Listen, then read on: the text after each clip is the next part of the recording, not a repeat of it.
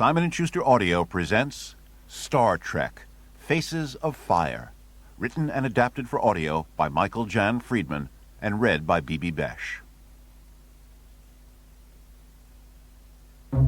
Stardate 3998.6. The abandoned observation post loomed up out of the gray hills like a swamp spider. A single window showed a faint orange light.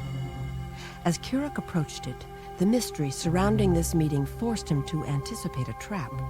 After all, he had no lack of enemies, and yet the Klingon hadn't dared ignore the invitation. If he was right about the identity of the one who'd called him here, it would have been more dangerous not to come. 50 meters from the outermost structure, he saw Klingons among the shadows. Holding his arms up, he showed them he was weaponless. They swarmed around him, disruptors at the ready. At the entrance, Kiruk found more warriors. Opening the door, they ushered him through. The place was as stark inside as out. Just a few pieces of furniture were caught in the light of a single standing fixture. But Kiruk's gaze didn't linger on the furnishings. It was drawn to the massive form by the window that turned and fixed him with its gaze. "Leave us." The warriors filed out, the last one closing the door behind him. With a casual sweep of his arm, the figure indicated a chair. "Sit." Kiruk did as he was told. The figure took another chair, one closer to the light. As he left the shadows, his features were thrown into stark relief. Even though Kiruk had suspected his host's identity all along, the sight of the man still came as a shock to him. Careful, he told himself. It was important not to show weakness. "You know who I am?" "I do. You're Kapronik, Emperor of the Klingons." "Very good. No doubt you're wondering why I called you here. Well, I won't keep you in suspense. What have you heard about the loyal opposition, Kiruk? Or to use their proper name, the Gevashray?" Ah, so that is what this was about, Kiruk thought. The rise of the Gevashray, the clans of the homeworld's southern continent. "I have heard they are gaining ground in the Council, Emperor, increasing their influence." That's a polite way of putting it. "The Gevashray are sending my counselors to early retirements by whatever means seems most expedient, not excluding murder." The Emperor's lip curled in noble disdain. "The mighty Kamordag, my people and yours, are sinking like a herd of puris in a salt marsh. I will not see my people trampled, Kiruk, and I most definitely will not give up my throne without a fight. Emperor Kalis, the most famous Kamordag of all, warned us of times like these, when our rule would be challenged. You are familiar with his teachings?" "I am." "Do you recall his advice in his Raman-ah? Darkness will fall. Enemies will circle us round and round, but we will not yield.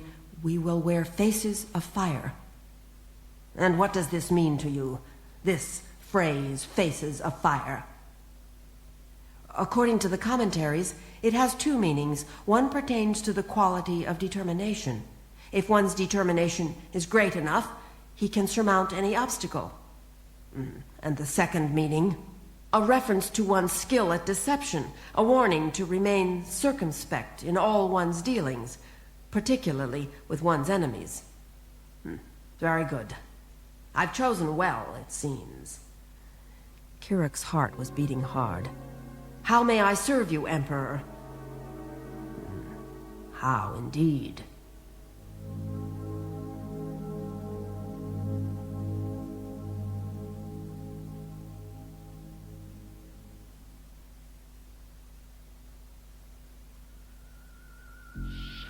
As Captain James T. Kirk entered sick bay, he saw Chief Medical Officer Leonard McCoy standing in front of one of the new bio-monitors. The doctor was shaking his head. "Bones?" McCoy turned. "Damn newfangled monitors. They still don't work right." "What's on your mind, Jim?" "A new assignment. We're picking up an ambassador at Starbase 12 and taking him to the Alpha Meluria system." An ambassador, eh? I hope that wasn't meant to cheer me up. He comes highly recommended, Bones. From what I understand, he worked wonders at Gamma Falluvia. Sure, they're all highly recommended. Then they get under your skin like Maclavian mountain ants. Doctor, you can't judge the man before he sets foot on the ship. He could be the exception to the rule. He could be helpful. Oh, right, Jim. And Mugatu have wings. Bones, he'll be beaming up in 45 minutes. I'd like you to be in the briefing room when he arrives, and I want your word you'll be civil.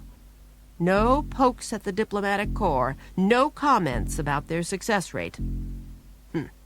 I'm not making any promises, Jim. It isn't a proposal, Doctor. It's an order.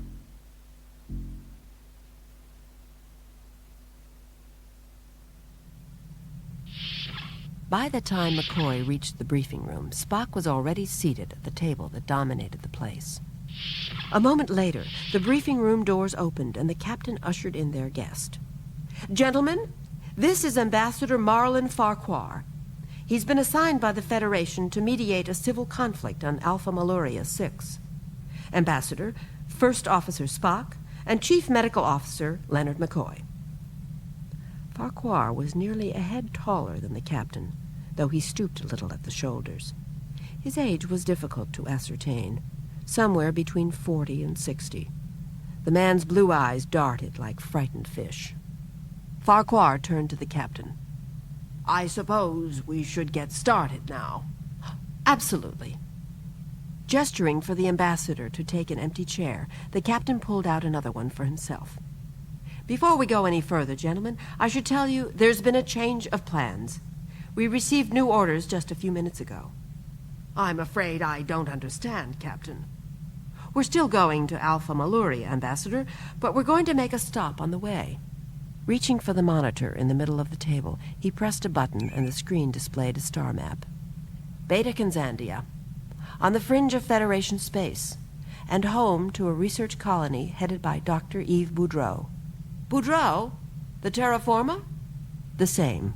What's more, Bones, you'll get a chance to meet him. You'll be conducting routine medical checkups for the entire colony. Spock, you'll be busy as well, assimilating data for a report on the terraformer's scientific progress. All in all, it needn't be a long stopover. We can still be at Alpha Meluria inside of 2 weeks. This is an outrage, Captain.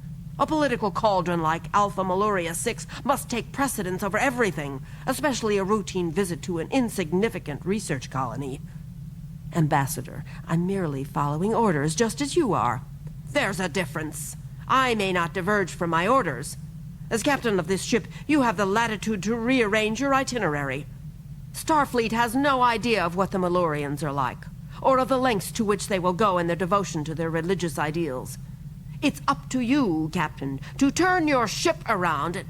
Hold on a second, Ambassador. You may think routine colony visits are a waste of time, but I don't. I can't tell you how many lives have been saved by such visits. Maybe that's hard to accept when you're focused on one planet and one set of circumstances, but it's the code I've got to live by. I see. And that's your final word? My final word. The ambassador got up and walked out. As the doors closed behind him, the captain looked at his officers. Well, gentlemen, that could have gone better.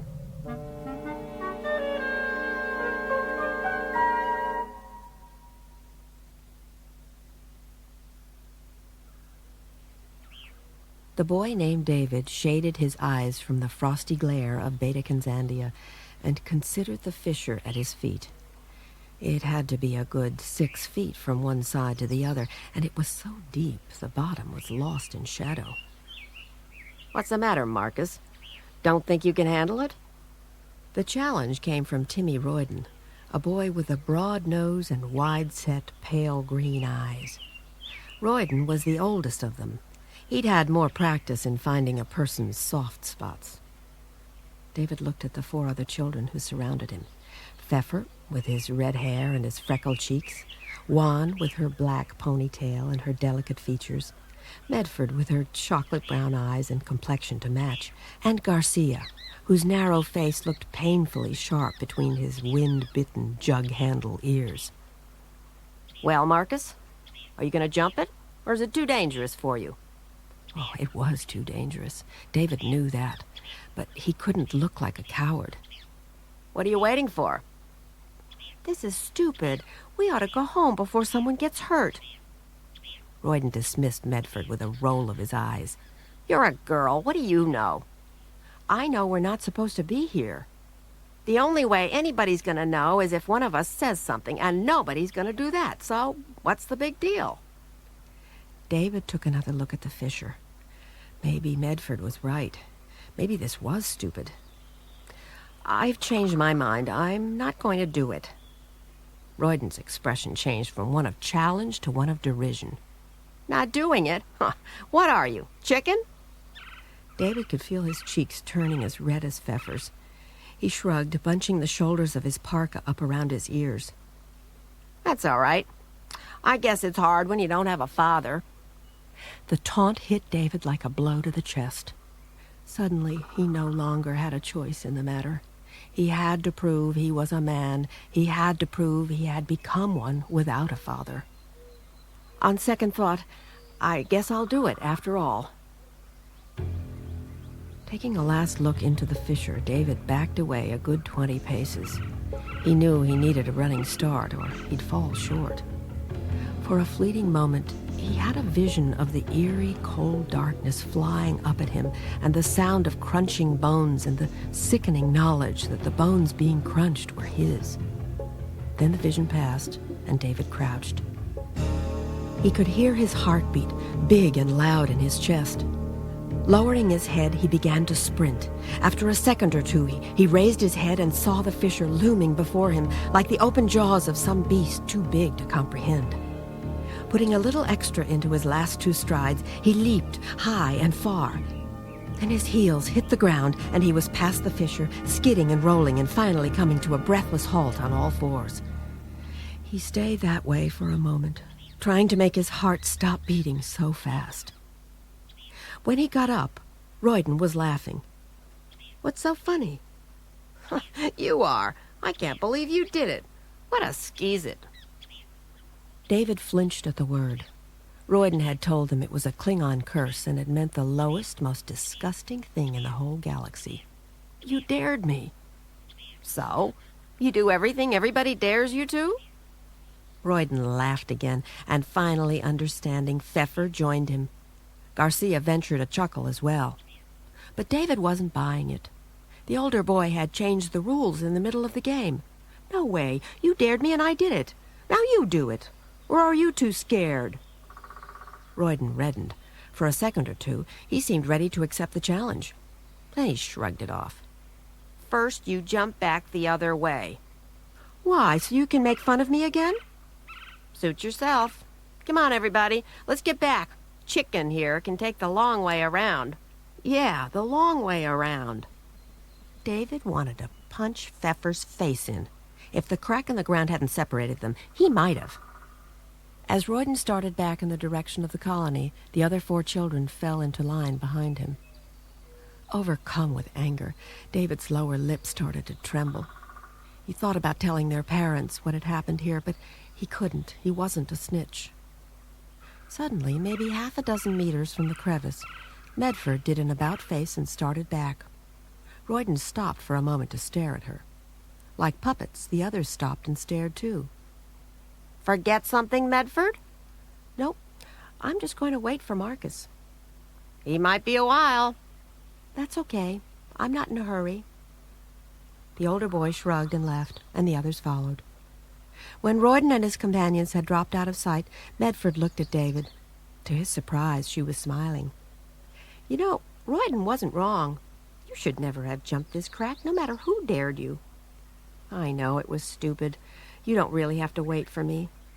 Well, I sure as heck don't want to go back with them. David scanned the length of the fissure. To the east, the crack seemed to get narrower as it went. In another 100 meters or so, it wouldn't take much of an effort to get across. It shouldn't be any problem to jump back down there. Nothing doing. We'll walk, Marcus. You on that side and me on this. And we'll keep walking till we find the end of this thing.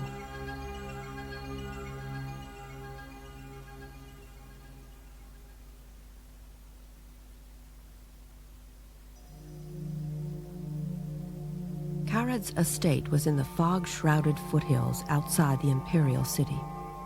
It was a typical Kamordag residence constructed of dark, polished woods that reflected the dying light. Kiruk was greeted at the door by Karad's house mistress, an elderly woman named Wistor, who led him into the reception hall. You will wait here. Lord Karad will be with you presently. After a moment or two, the old warhorse appeared, filling a doorway with his bulk. Except for the graying of his whiskers, Karad seemed no older than when he'd been Master of Security for the Second Fleet. Welcome. It's been a long time, Kiruk. Too long, friend of my father. Karad took Kiruk by the arm and led him into the water garden.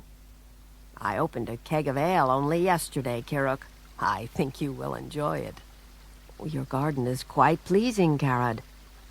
I've had a great deal of time to cultivate it since my retirement. He showed Kiruk to a table made of flat stones and poured the ale. Karad was right. The stuff attacked the taste buds like a warrior. Now, Kiruk, tell me what I can do for you. At one time, friend of my father, you were privy to a great deal of information. Some say even more than the Emperor himself. It was my duty to keep abreast of things. What sort of information were you looking for? Kiruk told him, though he was careful to avoid any mention of Capronic. Oh, the Gevashre, eh? I, too, have been concerned about them. I'm glad to see I'm not alone. I need a way to penetrate their defenses, to disrupt their movement. Well, then, there's a Gevashre named Grail of the Niknash clan. Some time ago, he laid a trap for his own kinsman, a play for power. The trap was never sprung, nor was it discovered. However, one who knows of this indiscretion might find Grail willing to do his bidding. After all, if others in the Niknash clan got wind of his treachery... Grail of the Niknash. I'll remember the name. And what about you, friend of my father? Is there nothing I can offer in return for your assistance? The downfall of the Gevashre will be reward enough.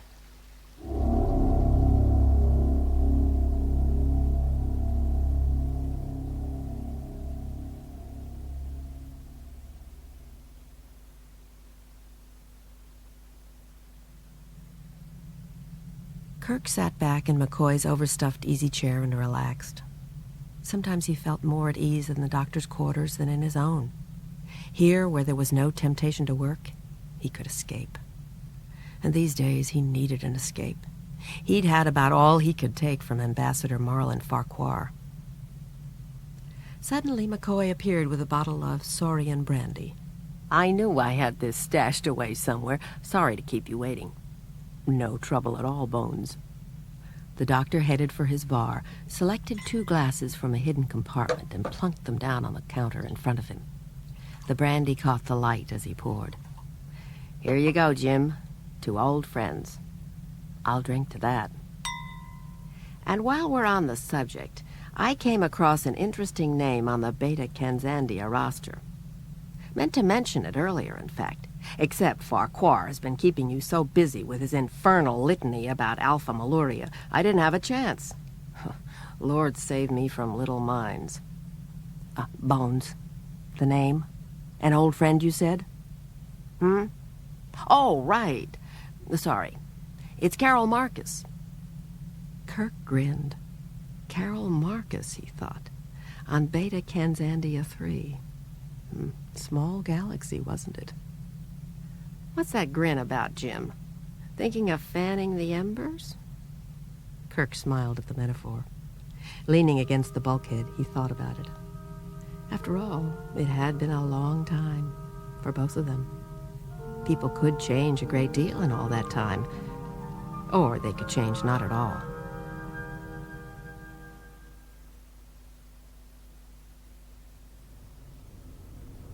David tried not to show how tired he was as he tramped into the dome.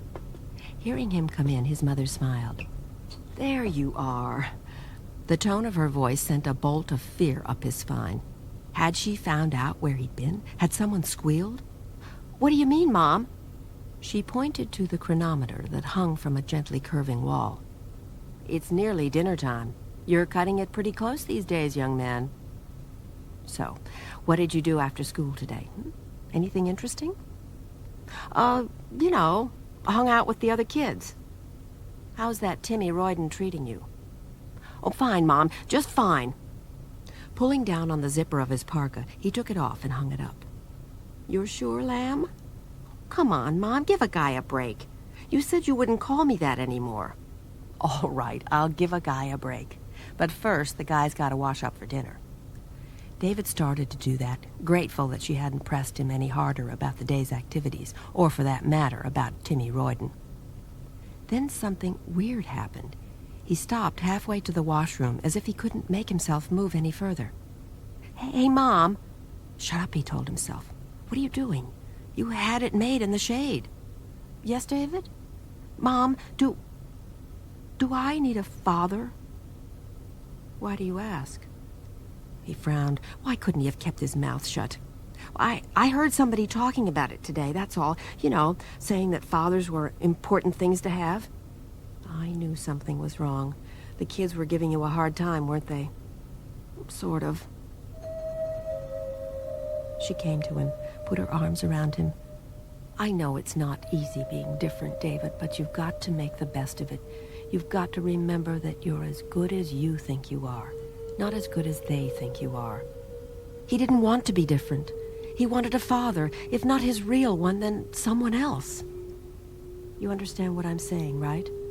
Father or no father, you're still the best kid around. "Sure, Mom. I understand." But more than he'd ever wanted anything in his life, David Marcus yearned for a man he could look up to.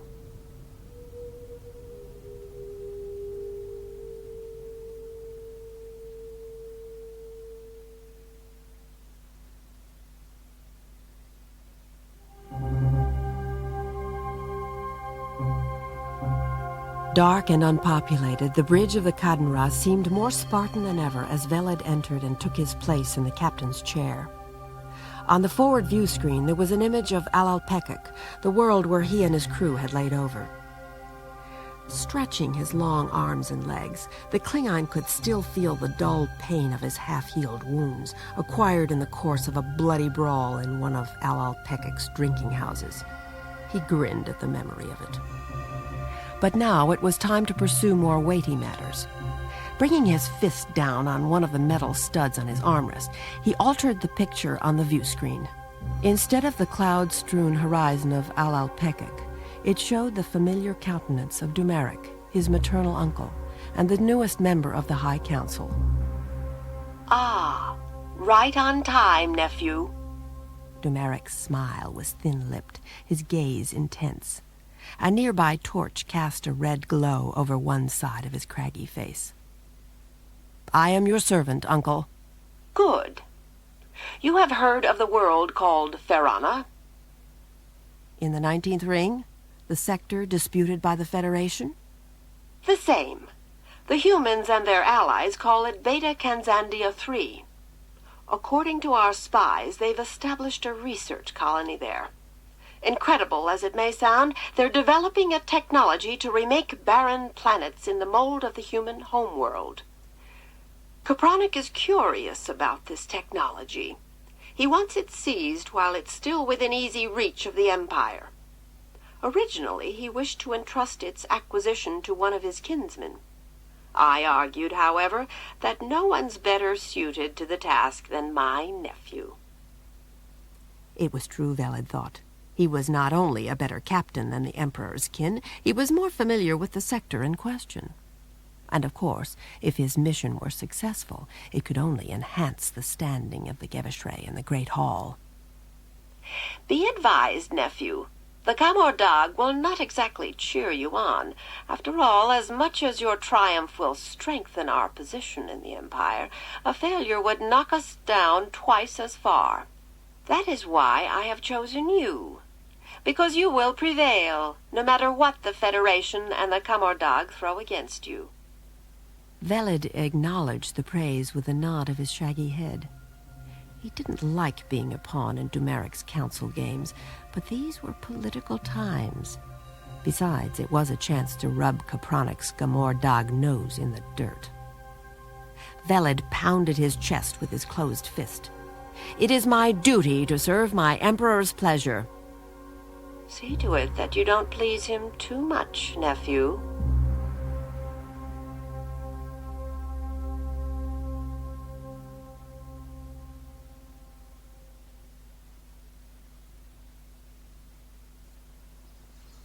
Carol? She looked up at the sound of her name and saw Dr. Boudreau standing at the entrance to the garden enclosure. Everything all right? It's the fire blossoms. Oh, the Klingon specimens? I thought they were doing so well. They're doing fine. The problem is they're turning out to be lousy neighbors. Everything around them is dying.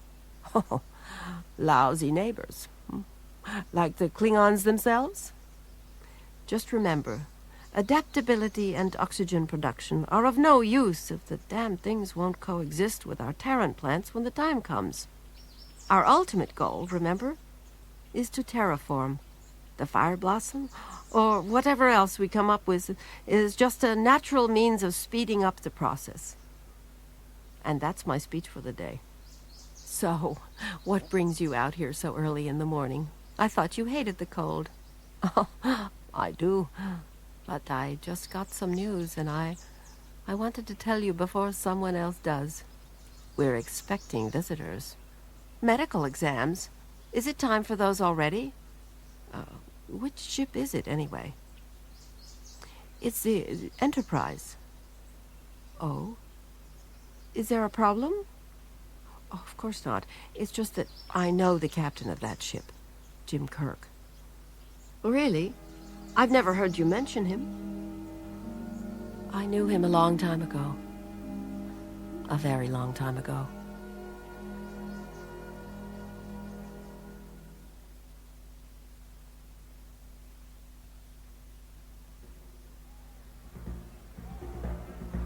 The room was circular, made of dark red-veined stone with a great sand-glass dome of a ceiling.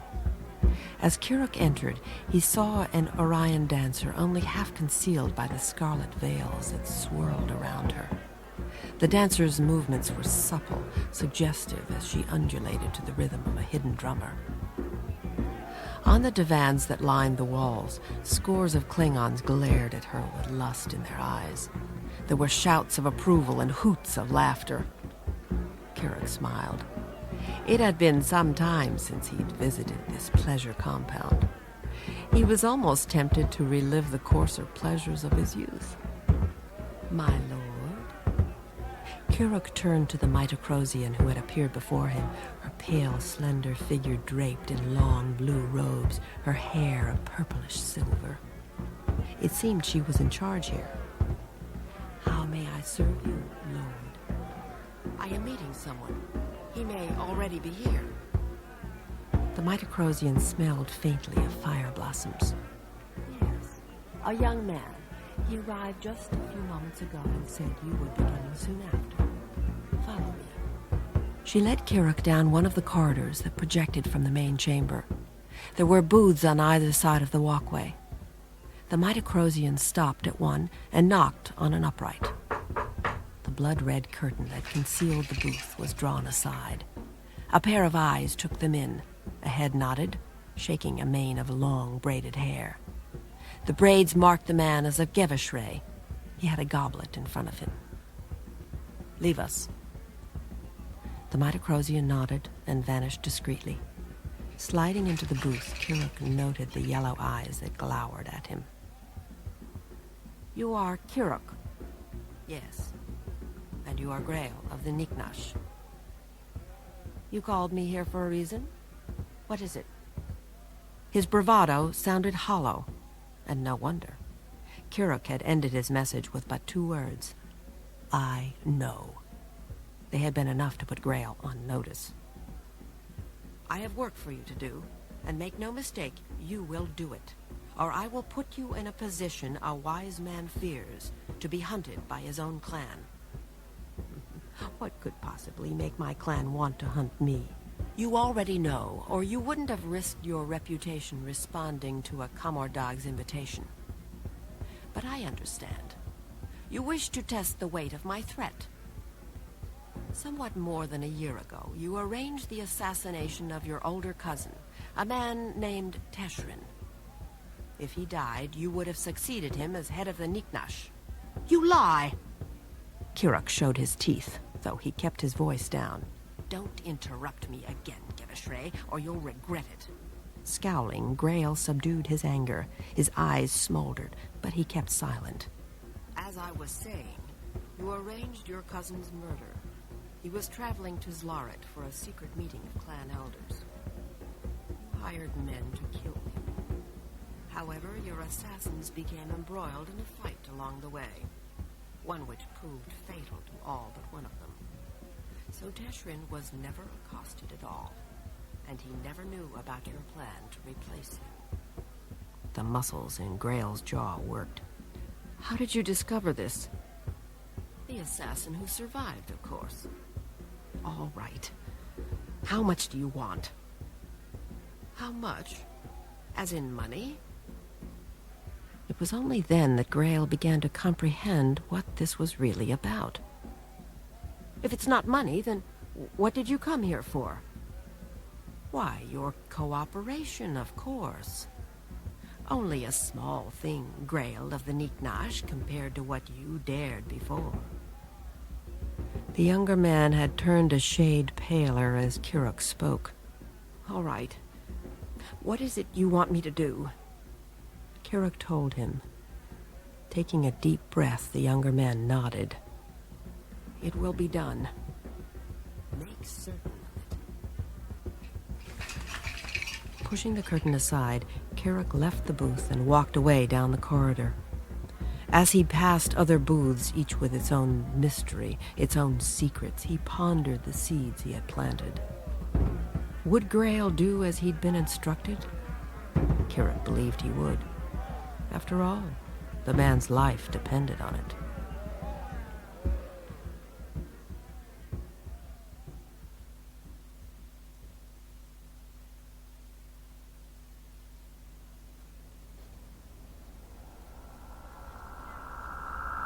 When Kirk materialized in the colony's main dome, alongside Spock and McCoy, there were two people waiting to greet them. One was Yves Boudreau, whose gray goatee and deep-set eyes he recognized from the Enterprise's files. The other was Carol Marcus. It was all the captain could do to focus on the colony administrator first. I'm Jim Kirk. Pleased to meet you, Doctor. And you, Captain. I understand you and Dr. Marcus have met before. That's true. We have. Good to see you again, Captain. Likewise. Carol was exactly as Kirk remembered her. And what did she think of him? He looked into her eyes, but he couldn't tell. Before he knew it, Bones was shaking hands with the colony administrator. Leonard McCoy, I'll be conducting the medical exams. And this is my science officer, Mr. Spock. He'll be reporting on your progress here. Boudreau evidently knew enough not to try to shake the Vulcan's hand. Mr. Spock? He inclined his head slightly. The Vulcan responded in kind. I am looking forward to our working together, Doctor. I have followed your work closely over the years. Boudreau smiled. In that case, I'm certain we'll get along quite well indeed. Actually, I would like to get started as soon as possible. Oh, of course, Mr. Spock. I'll accompany you myself. Boudreau turned back to McCoy. We have cleared out an unused storage dome for your use, Doctor. I trust it will be suitable as an examination area. Just as long as it's clean. It is that. Carol, why don't you show the doctor to his accommodations? And then, after they're taken care of, perhaps Captain Kirk would like to explore the Bois de Boulogne. Bois de Boulogne, Doctor? As in the park on the outskirts of Paris? I miss the city of my birth, Captain. Of course, our Bois de Boulogne is rather humble compared to the original, but on this world, it's the grandest forest of all. In that case, I look forward to it. Then it's settled. And after all your endeavors are underway, we'll meet for dinner. Agreed? We'll be honored, Doctor.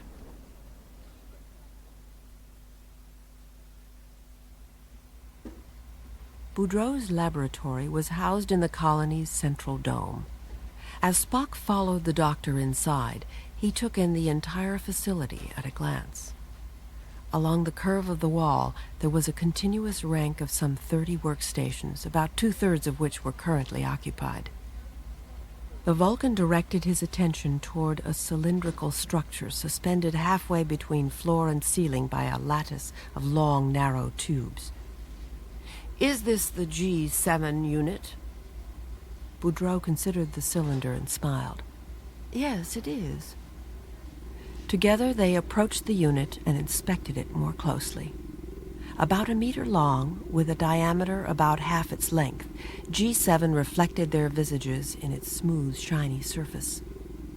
You have been pleased with the results? I have, Monsieur Spock, yes. But then I am principally concerned with the reproduction rates. If you ask Dr. Marcus about our results, she'll tell you that the specimen's oxygen production is not what it might be. However, if our specimens are reproducing like mad, what difference does it make if each produces a little less oxygen than it should? In the end, we'll still get what we want, an atmosphere breathable by most species in the Federation. What about the beam itself? I understood you were working on increasing its effective range. Quite correct, Mr. Spock. In fact, we've made great strides in that regard. When we began, we were only able to affect specimens within 1/10 of a kilometer radius. Now we have a grouping as distant as 3 kilometers. I'll show you how we did it, if you like. I would like that very much.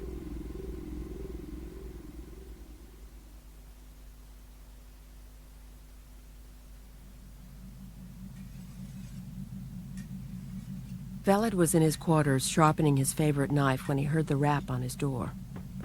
Rising, he tucked the knife into the space between his belt and the small of his back. Enter. The heavy door to his quarters slid aside, revealing the lean form of his gunnery officer. The young man took 2 steps into the cabin, and the door closed behind him. No threat here, Velad told himself. Removing the knife from its hiding place, he flipped it point first into the throwing board on his wall. What is it? There is to be an assassination, Excellency. First Officer Gidris is the intended victim. And the assassin? The second officer. You have evidence? Or has the second officer confided in you? No, my lord, no evidence, but it is obvious nonetheless. I see. Under normal circumstances, the captain would have allowed the assassination to proceed. After all, it was part of the process by which Klingons remained strong. However, these were not normal circumstances. Velad wished his crew to be as stable as possible when they arrived at Farana. You've made your report, gunnery officer. You may leave. As you wish, Excellency. The Klingon turned and exited the cabin. Velad watched him go, and not without a certain amount of satisfaction. After all, his current security officer was getting old. Gunnery Officer Grail would make a fine replacement.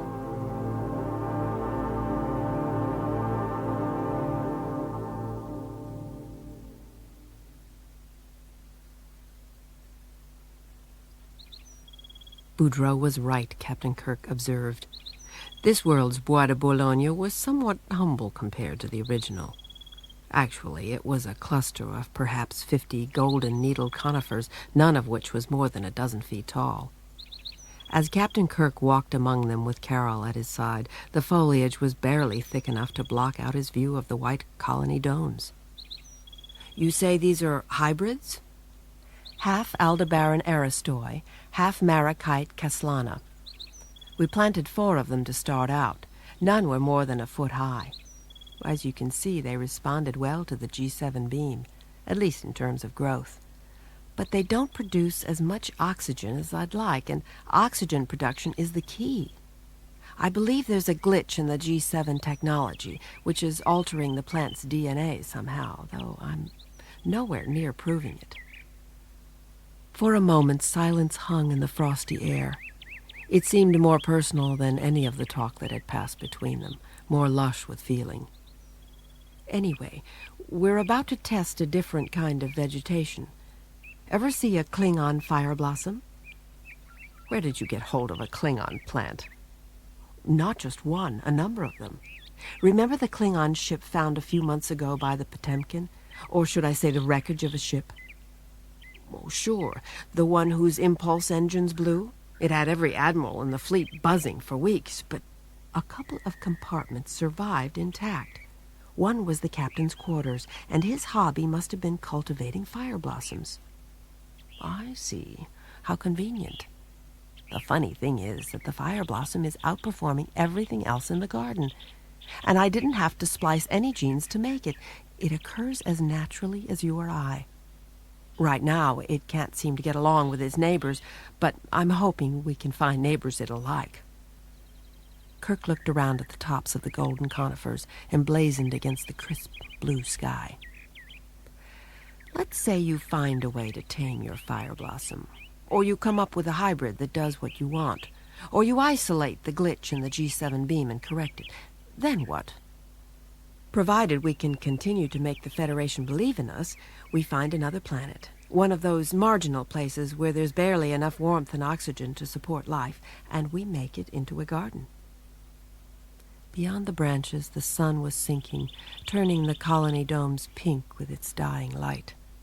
Carol's cheeks were turning ruddy with cold. He remembered that about her, how red her face used to get, and how beautiful it made her eyes look by contrast. You sound happy, Doctor. I am. The happiest I've been in a long time. I mean, I complain about oxygen production and such, but we're making real strides here.